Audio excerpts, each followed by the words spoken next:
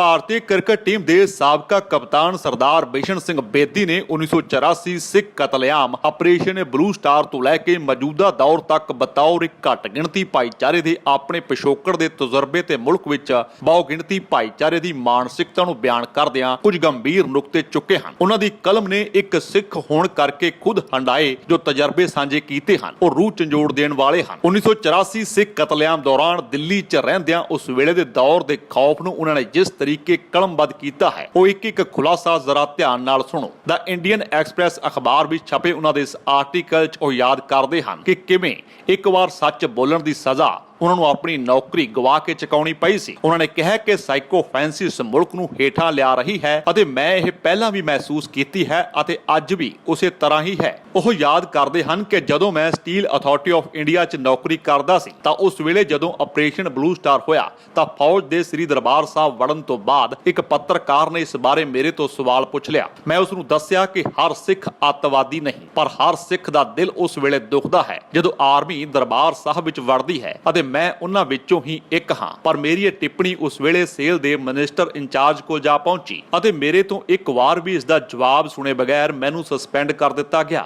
ਇਹੋ ਜਿਹਾ ਅਵਿਸ਼ਵਾਸ ਵਾਲਾ ਵਤੀਰਾ ਸਿੱਖ ਭਾਈਚਾਰਾ ਮਹਿਸੂਸ ਕਰਦਾ ਹੈ। ਉਹਨਾਂ ਦਾ ਕਹਿਣਾ ਹੈ ਕਿ ਕੀ ਅੱਜ ਵੀ ਸਾਨੂੰ ਸੋਚਣ ਅਤੇ ਵਿਚਾਰ ਪ੍ਰਗਟਾਉਣ ਦੀ ਆਜ਼ਾਦੀ ਹੈ? ਹਾਲੇ ਵੀ ਤੰਗ ਨਜ਼ਰ ਸੋਚ ਵਾਲੇ ਲੋਕ ਫਿਰਕੂ ਮਾਨਸਿਕਤਾ ਪਾਲੀ ਬੈਠੇ ਹਨ। ਉਹਨਾਂ ਨੇ ਲਿਖਿਆ ਹੈ ਕਿ ਮੈਂ ਇਸ ਤੋਂ ਫਿਕਰਮੰਦ ਮਹਿਸੂਸ ਕਰਦਾ ਹਾਂ। ਮੈਂ ਈਦ ਮੌਕੇ ਟਵਿੱਟਰ ਤੇ ਈਦ ਮੁਬਾਰਕ ਲਿਖ ਸ਼ੁਭ ਕਾਮਨਾਵਾਂ ਦਿੱਤੀਆਂ। ਇਹ ਇੱਕ ਸਿੰਪਲ ਅਤੇ ਸੈਕੂਲਰ ਮੈਸੇਜ ਸੀ ਪਰ ਮੇਰੀ ਟਾਈਮਲਾਈਨ ਤੇ ਕੁਝ ਟਿੱਪਣੀਆਂ ਮੈਨੂੰ ਬੇਚੈਨ ਕਰ ਗਈਆਂ। ਇੱਕ ਨੇ ਲਿਖਿਆ ਸੀ ਕਿ ਬੇਦੀ ਸਾਹਿਬ ਕਦੇ ਹਿੰਦੂਜ਼ ਕੋ ਵੀ ਕਰ ਦਿਆ ਕਰੋ। ਇਹ ਕੀ ਹੈ? ਉਹਨਾਂ ਨੇ ਮੌਜੂਦਾ ਕੋਵਿਡ ਮਹਾਮਾਰੀ ਦੇ ਦੌਰ ਬਾਰੇ ਲਿਖਿਆ ਕਿ ਹਾਲਾਤ ਬੇहद ਖਰਾਬ ਹਨ, ਅਸੀਂ ਘਰਾਂ 'ਚ ਬੰਦ ਹਾਂ ਪਰ ਮੈਂ ਇਸ ਤੋਂ ਬੁਰਾ ਦੌਰ ਵੇਖਿਆ ਹੈ। ਅਕਤੂਬਰ 1984 ਵਿੱਚ ਜੋ ਵਾਪਰਿਆ ਉਹ ਅੱਜ ਵੀ ਮੇਰੇ ਜ਼ਿਹਨ ਵਿੱਚ ਹੈ। ਮੈਂ ਉਸ ਵੇਲੇ ਵੀ ਆਪਣੇ ਪਰਿਵਾਰ ਅਤੇ ਆਪਣੀ ਜਾਨ ਦੀ ਰਾਖੀ ਲਈ ਫਿਕਰਮੰਦ ਸੀ। ਉਸ ਵੇਲੇ ਮੁਲਕ ਦੀ ਰਾਜਧਾਨੀ ਵਿੱਚ ਸਿੱਖ ਕਤਲੇਆਮ ਦਾ ਵਰਤਾਰਾ ਵਾਪਰ ਰਿਹਾ ਸੀ। ਇਸ ਤੋਂ ਪਹਿਲਾਂ ਜੂਨ ਵਿੱਚ ਕ੍ਰਿਕਟਰ ਬੈਨੀਫਿਟ ਫੰਡ ਸੀਰੀਜ਼ ਤਹਿਤ ਸ਼ਾਰਜਾ ਵਿੱਚ ਇਮਰਾਨ ਖਾਨ ਸਮੇਤ ਮੈਨੂੰ ਚੁਣਿਆ ਗਿਆ ਅਤੇ ਇੱਥੋਂ ਮੈਨੂੰ ਮੋਟੀ ਰਕਮ ਮਿਲੀ। ਮੈਂ ਇਸ ਪੈਸੇ ਨਾਲ ਦਿੱਲੀ ਦੇ ਬਾਹਰ ਕੁਝ ਜ਼ਮੀਨ ਖਰੀਦੀ ਤੇ ਮੇਰੀ ਤਮੰਨਾ ਸੀ ਕਿ ਇੱਥੇ ਸ਼ਾਂਤਮਈ ਜ਼ਿੰਦਗੀ ਗੁਜ਼ਾਰੀ ਜਾਵੇਗੀ। ਪਰ ਜਦੋਂ ਬਤੌਰ ਇੱਕ ਸਿੱਖ ਪਰਿਵਾਰ ਅਸੀਂ ਜੇ ਰਾਜਧਾਨੀ ਦੇ ਅੰਦਰ ਮਹਿਫੂਜ਼ ਨਹੀਂ ਤਾਂ ਇਹ ਸੋਚਿਆ ਵੀ ਨਹੀਂ ਜਾ ਸਕਦਾ ਕਿ ਬਾਹਰ ਦੂਰ ਦਰਾਡੇ ਥਾਂ ਤੇ ਇੱਕ ਸਿੱਖ ਪਰਿਵਾਰ ਇਸ ਤਰ੍ਹਾਂ ਇਕੱਲਾ ਰਵੇ। ਤੋਂ 9ਵੇਂ ਮਹੀਨੇ ਦਰਮਿਆਨ ਮੈਂ ਤੇ ਮੇਰੇ ਪਰਿਵਾਰ ਦੇ ਸਿਰ ਤੇ ਛੱਤ ਵੀ ਨਹੀਂ ਸੀ। ਅਸੀਂ ਕੁਝ ਦੋਸਤਾਂ ਕੋਲ ਰੁਕੇ। ਸਟੀਲ ਅਥਾਰਟੀ ਆਫ ਇੰਡੀਆ ਦੇ ਗੈਸਟ ਹਾਊਸ 'ਚ ਵੀ ਕੁਝ ਦਿਨ ਕੱਢੇ। ਭਵਿੱਖ ਨੂੰ ਲੈ ਕੇ ਅਸੀਂ ਫਿਕਰਮੰਦ ਸੀ। ਉਸ ਵੇਲੇ ਮੈਂ ਇੱਕ ਸੀਨੀਅਰ ਬਿਊਰੋਕਰੇਟ ਕੋਲ ਗਿਆ ਜੋ ਕ੍ਰਿਕਟ ਨਾਲ ਜੁੜਿਆ ਸੀ ਅਤੇ ਰਾਸ਼ਟਰਪਤੀ ਭਵਨ ਵਿੱਚ ਉਸ ਵੇਲੇ ਤਾਇਨਾਤ ਸੀ। ਮੈਂ ਉਸ ਨੂੰ ਦੱਸਿਆ ਕਿ ਮੇਰੀ ਇੱਛਾ ਇੱਥੋਂ ਜ਼ਮੀਨ ਵੇਚ ਅੰਮ੍ਰਿਤਸਰ ਵਾਪਸ ਚਲੇ ਜਾਣ ਦੀ ਹੈ ਜਿੱਥੇ ਮੈਂ ਖੁਦ ਨੂੰ ਸੁਰੱਖਿਅਤ ਮਹਿਸੂਸ ਕਰਦਾ ਹਾਂ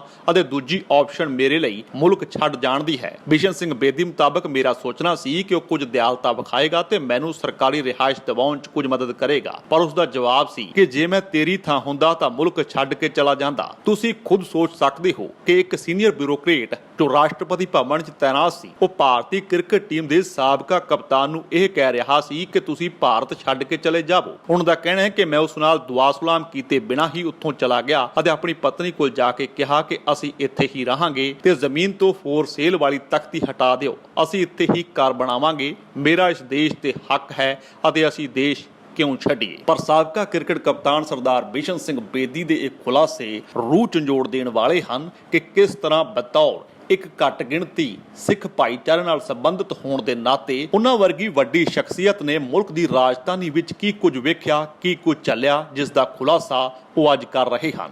ਜੇਕਰ ਤੁਹਾਨੂੰ ਸਾਡਾ ਇਹ ਉਪਰਾਲਾ ਚੰਗਾ ਲੱਗਾ ਹੈ ਤਾਂ ਇਸ ਨੂੰ ਲਾਈਕ ਕਰੋ, ਸ਼ੇਅਰ ਕਰੋ ਅਤੇ ਸਾਡੇ YouTube ਚੈਨਲ ਨੂੰ ਸਬਸਕ੍ਰਾਈਬ ਕਰੋ।